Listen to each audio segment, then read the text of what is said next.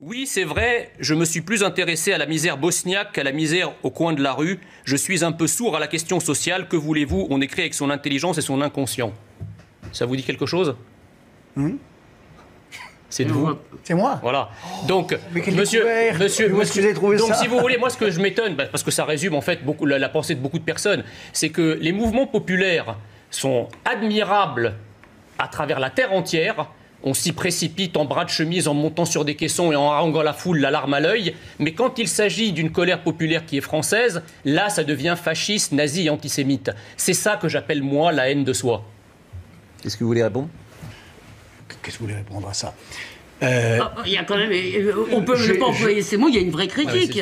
Je n'ai pas une seule goutte de sang français, et pourtant la France coule dans mes veines. C'est de Romain Gary, et Romain Gary est aussi le nom de ma promotion de l'ENA. Personne au Rassemblement national ne m'a jamais considéré comme un étranger. Et jamais personne ne m'a demandé mes origines. Ce qui n'est pas le cas de la gauche. Moi, j'ai quelques amis de gauche, lorsqu'ils me présentent à d'autres amis, ils me disent « Je te présente Jean Messia, il est égyptien ». S'il y avait racisme d'État, l'État ne dépenserait pas, puisqu'on parle de Seine-Saint-Denis, l'État ne dépenserait pas par habitant 1397 € en moyenne, là où la moyenne de la dépense publique par habitant en France est seulement de 1039 €. Donc il y a 25% de dépenses publiques en plus sur des départements comme la Seine-Saint-Denis, qui pourtant est peuplé de populations d'origine immigrée. Donc il faut arrêter avec ça, il faut arrêter d'instrumentaliser, parce que le danger, c'est que les gens qui écoutent ça, les minorités qui écoutent l'idée qu'il pourrait y avoir un racisme d'État, c'est un truc qui retarde, c'est une notion qui retarde leur assimilation. Ah bah oui, si la France est un pays raciste, moi c'est ce que j'ai entendu. Ne tente pas Sciences Po parce qu'avec ta couleur, tu feras jamais Sciences Po. Quand j'ai fait Sciences Po Paris, à une époque où il n'y avait pas de discrimination positive, où il n'y avait pas de concours spécifiques, etc., on m'a dit, ouais, mais l'ENA, c'est autre chose. Attention, avec ta gueule et avec ton adresse, tu passeras jamais l'ENA. Bon, je me suis acharné à Sciences Po et à l'ENA, et je les ai eus. Si j'avais entendu le petit son de cloche qui me dit, attention, comme tu es d'origine immigrée, la France est un pays raciste, ben, j'aurais pas tenté. Et je me serais vautré toute ma vie en disant, en fait, ma paresse et le fait que j'ai rien fait de ma vie, c'est juste parce que la France est un pays raciste, c'est tellement confortable. J'ai grandi à la fois au Caire, tout au début, ensuite à Bogota en Colombie, et en France, j'ai grandi à Mulhouse avec mes parents et mon frère cadet. Je réagissais parce que, pour moi, si vous voulez, le mot djihadiste français, c'est une contradiction, c'est deux mots antithétiques. Ce sont, rappelons-le, des gens qui ont choisi de prendre les armes contre la France, qui ont tué des Français. Pas les enfants. Qui ont fait... Non, je parle des djihadistes. Mais et donc, on est sur une émission sur les enfants. Oui, mais vous avez parlé des djihadistes français, donc je réagissais par rapport à cette terminologie-là. Ils ne sont français. Ils ne sont plus français. De production française. Ils ne sont plus français. C'est là où on a effectivement une différence de conception de la nationalité française. Pour nous, c'est simplement un papier. Pour nous, c'est une identité. Voilà. Bien sûr, monsieur Hossam Jean Messia. Oui. Et alors Voilà. Mais c'est quoi votre racisme là? C'est pas du racisme. Oui, vous êtes raciste, monsieur. Non, je vous rappelle simplement. Heureusement qu'il y a eu des gens comme moi pour vous permettre de rentrer dans notre pays. Je suis français, monsieur, et je m'appelle Jean Messia. Et si vous dites autre chose, on ne vous comprend pas. Mon père était diplomate et ma mère était chimiste. S'il vous plaît. Il a choisi de balayer Marine Le Pen aux dernières présidentielles. N'exagérez pas. Alors qu'on a été des millions à voter la France pour éviter que vous arriviez. Il a balayé Marine Le Pen aux dernières élections, il a écrasé Benoît Hamon. À votre place, je serais un peu humble. Oui, s'il vous plaît. C'est vrai, Comme un amoureux de la France, un souverainiste et un identitaire. Tu l'auras pas dit au FN. Mais si, Alors bonjour. C'est un raciste de me dire ça. Bonsoir. C'est un raciste de me dire Bonsoir, mes origines. Tu me renvoies à mes origines. Non. T'es encore raciste. Mais c'est pas raciste. Tu es un raciste. C'est l'ADN de l'islamisme que tu es au fond. Oui. Les deux, comme ça, ils vont se bouffer, j'aurai la paix. Monsieur Hossam Jean Messia, oui, vous avez raison. Vous avez raison, monsieur le raciste. Oui. Je le dis solennellement. La civilisation arabo-musulmane est une grande civilisation respectable, mais ce n'est pas la nôtre. Ce n'est pas la nôtre. Donc, nous voulons continuer de vivre en tant que Français en France. Et être Français en France, on n'a jamais eu besoin pendant des siècles de le définir.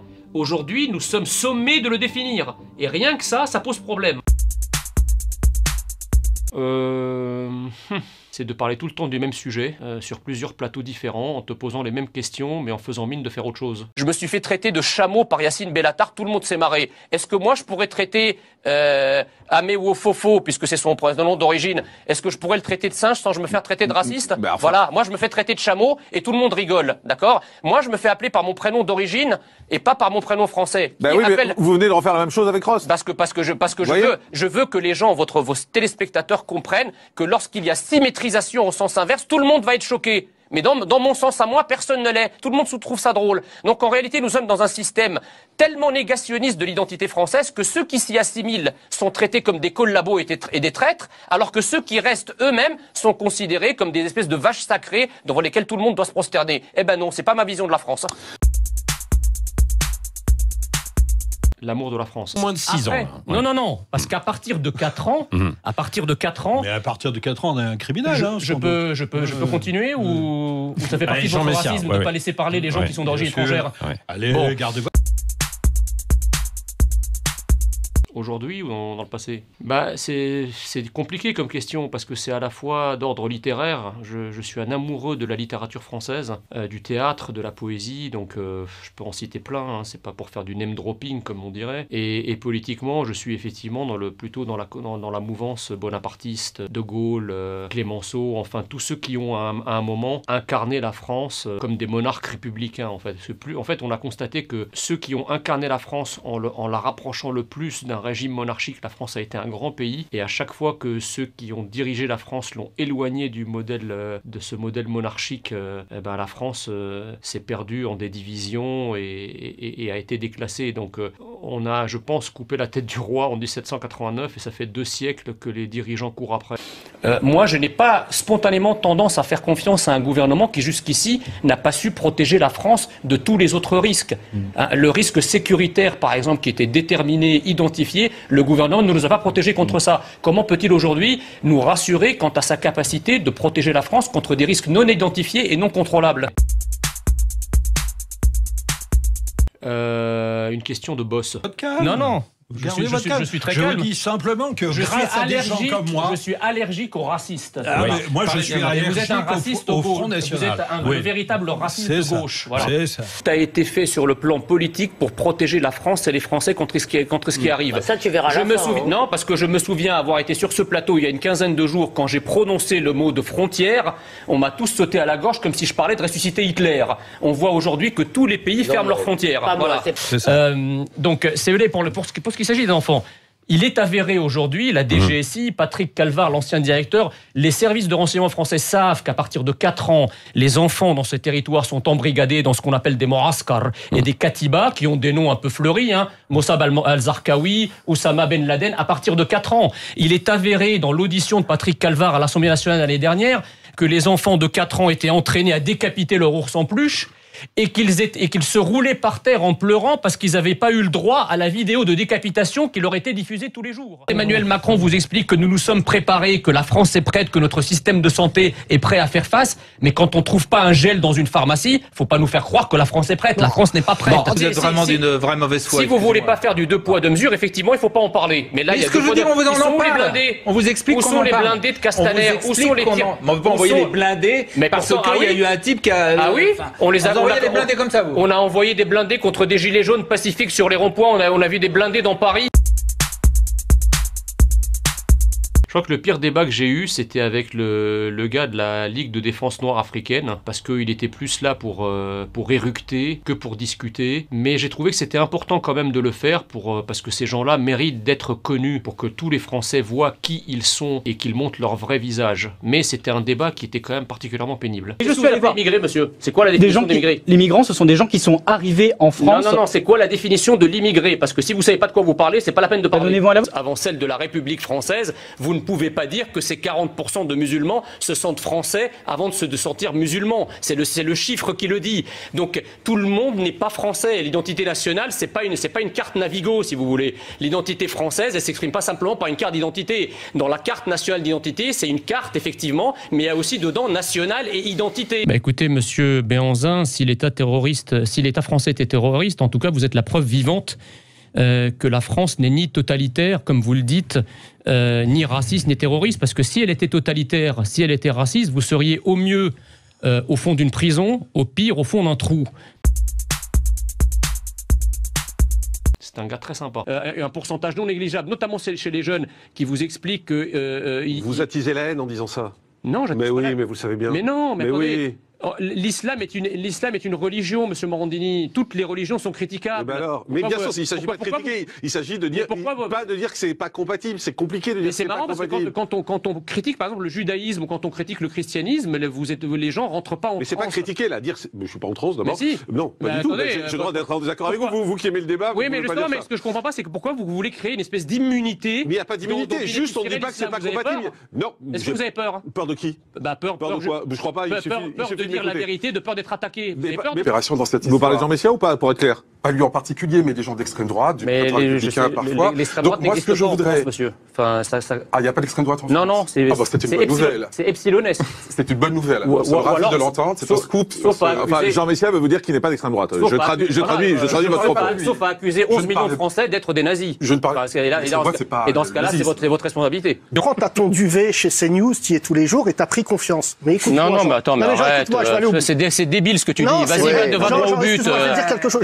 CNews, si tu veux. Tu m'avais habitué à mieux. Non, mais il n'a rien contre CNews. Écoute-moi. Le fait que tu y ailles sur le même groupe ici, fais gaffe, ils vont plus t'inviter après. Non, mais ça, qu'il est con, mais...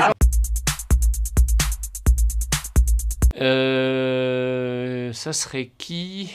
Je pense que ce serait Alfred de Musset pour lui dire que la confession d'un enfant du 21e siècle n'est pas celle du 19e. La France, c'est pas un territoire c'est pas un hall de gare qui a été inauguré avant-hier, dans lequel n'importe qui, venant de n'importe où, se comportant n'importe comment et parlant n'importe quelle langue, peut être considéré comme français. Il y a un creuset français, il y a une identité française qui est pas plus facilement définissable que l'identité africaine ou l'identité sénégalaise ou l'identité chinoise, etc. Chaque pays a une identité, même si on a du mal à la définir avec des mots, on perçoit pertinemment ce qu'est un Français. Moi, je suis un Français assimilé, je n'ai jamais, et Dieu sait que j'ai habité dans des quartiers dans le 95, dans le 92, dans des quartiers où il faisait pas toujours bon vivre, je n'ai jamais été contrôlé. Et Dieu sait que je rentrais à des heures indues où il y avait toujours des flics, je n'ai jamais été contrôlé parce que je me comporte comme un citoyen français. C'est sûr que si j'avais choisi de rejoindre une bande avec des capuches en crachant par terre, en emmerdant tout le monde, j'aurais été contrôlé. Mais ça, c'est la réalité. Voilà, c'est la réalité du vécu. Ce qui m'étonne, si vous voulez, c'est que ce maire qui écume les plateaux télé depuis une semaine, quand on dit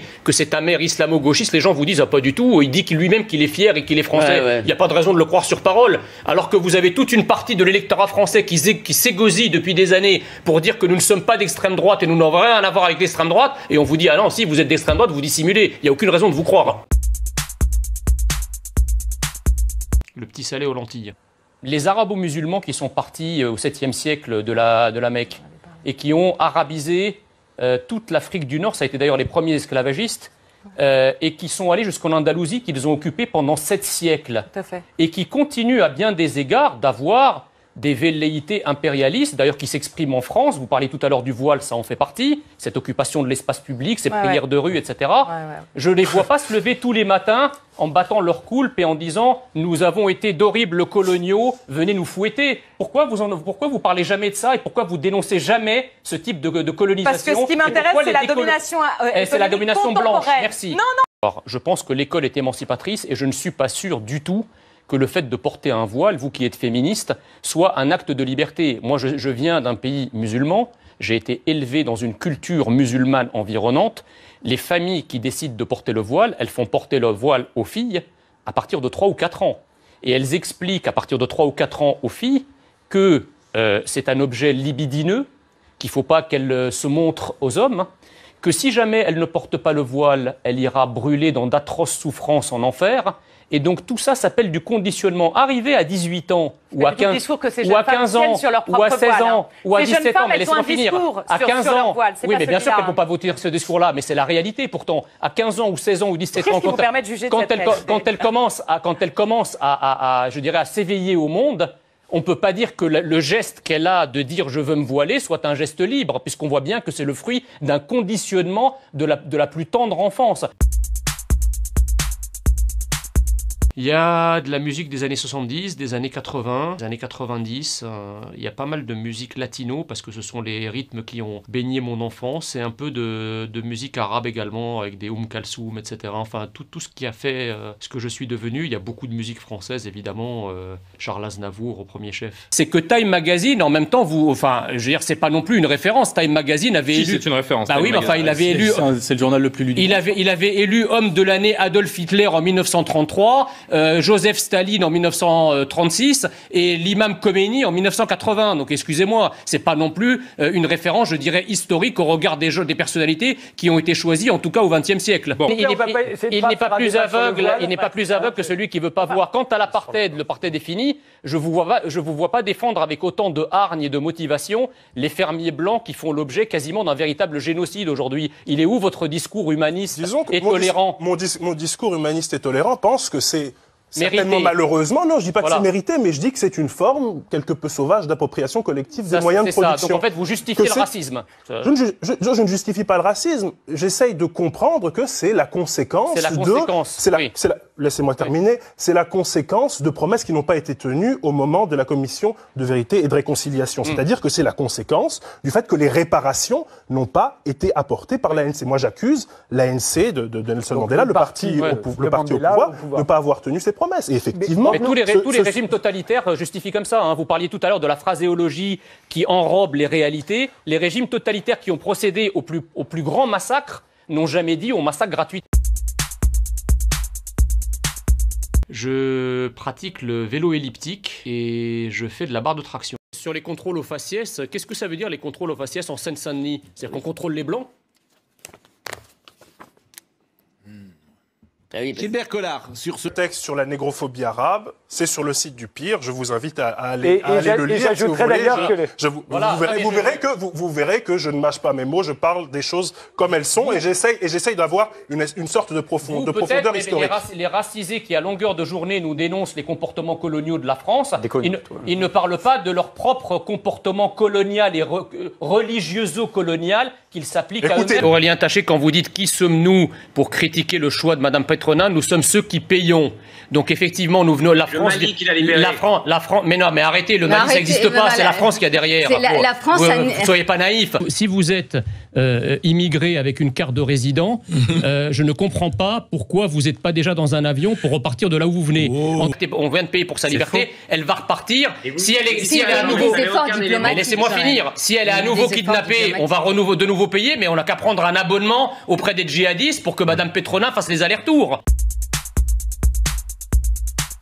Il y a deux rumeurs folles qui courent sur moi. La première est que je vivrai grassement de politique depuis 2017, ce qui est évidemment faux puisque depuis 2017 je ne suis que bénévole, je vis de mon métier puisque je suis haut fonctionnaire. Et la deuxième, c'est que j'aurais écrit la fiction sur Daniel Obono dans Valeurs Actuelles qui a défrayé la chronique cet été et dont je ne suis évidemment pas l'auteur. Balance ton poste avait fait un sondage qu'il a fait circuler sur Twitter. Êtes-vous pour ou contre Mila ? Et ceux qui étaient contre Mila représentaient 55% pour à peu près 55 000 électeurs sur le votant sur le sondage. Donc effectivement, Hanouna va pas aller à l'encontre de ceux qui le regardent. Mais monsieur Oussama Boutros Messia, Oussam Boutros Messia. Oui, monsieur Sylvain Afoua. Encore. Tous les noms que vous pouvez imaginer lorsqu'on parlait de frontières.